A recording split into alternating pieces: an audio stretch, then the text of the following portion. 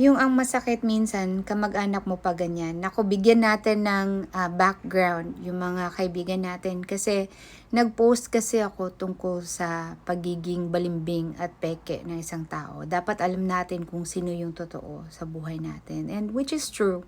It's also part of Filipino culture na sarili nating pamilya, no? Hindi tayo mahal or siguro mahal tayo pero hindi tayo naiintindihan. Tulad na lang ng isang kababayan natin na nagsabi sa akin na talagang nag-disconnect na siya sa family niya. Kasi parang, alam mo yung mahirap na dahil ikaw yung nasa abroad or may asawa kang foreigner, ikaw na yung may kaya, ikaw na yung may pera. Tapos kapag hindi mo na pagbigyan sa gusto, ikaw na yung masama. Tulad din nung nangyari sa akin. Alam mo yung, ang hirap kapag online media ka. Ang dami talagang nagme-message sa akin, araw-araw.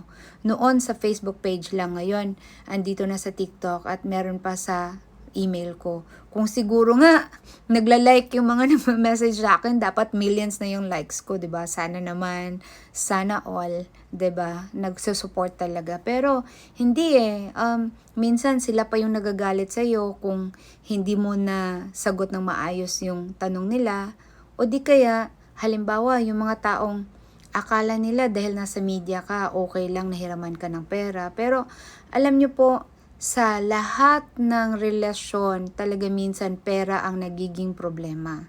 So ako, ayoko talaga na magiging involved ako sa pera dito. Kasi halimbawa kung lahat pinagbibigyan natin, nako sana ako pupulutin sa daan na, 'di ba? Pero sana naman kapag halimbawa hindi ka pinagbigyan, let's change our mentality. Baka siguro talaga nag-iingat lang yung tao, hindi naman siya madamot. Ayaw lang niya talagang malamatan yung relationship o di kaya hindi siya mahirapan na maningil sa iyo kasi syempre nahihiya siya. Kasi hindi ko rin alam kung bakit sa Filipino lang naman siguro ganito na mahilig tayong manghiram sa tao, hindi sa bangko. At yun nga, yung sino pa yung hiniraman, siya pa yung nahihiyang maningil. Tapos, kung sino pa yung nangutang, siya pa yung talagang hindi nahihiyang hindi magbayad ng utang. Marami talagang ganyan. Hindi naman lahat, pero marami. So, kaya maraming relasyon ang nasisira. Kaya, mas masakit kung sa family nangyayari yung mga ganito na hindi ka sinusuportahan, na parang feeling mo pera lang yung kailangan sa'yo, lalo na kapag mga OFW, di ba?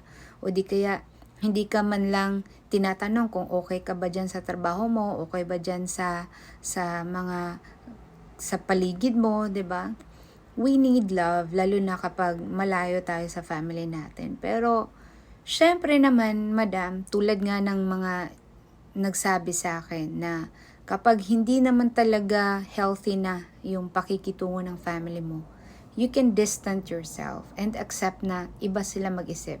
Kasi, yun nga, as I've said, meron tayong ganitong toxic Filipino mentality na sana in the future mawala na talaga, di ba?